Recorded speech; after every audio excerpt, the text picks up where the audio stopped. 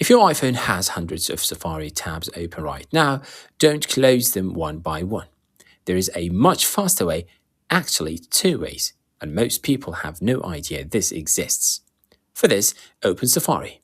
Now look at the bottom right corner, you'll see the Tabs button, the one with two overlapping squares. Here is the first method. Tap and hold on that Tabs button for a second. A menu will pop up, and right there you'll see Close All Tabs.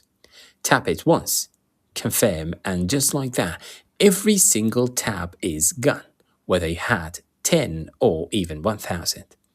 Now here is the second method, which is even smarter. This time just tap the Tabs button once. Now you'll see all your open tabs in grid view. Pick any tab you want to keep, then tap and hold on that tab. A menu will appear, and at the bottom you'll see Close Other Tabs. Tap that. It will close everything except the one you selected. This is perfect if you only want to keep one important page and get rid of the rest. So instead of wasting time closing tabs one by one, just use these two hidden tricks and clean up your Safari in seconds. Try it out and tell me which one you prefer. Don't forget to like this video, share it with your friends, and subscribe for more iPhone tips like this.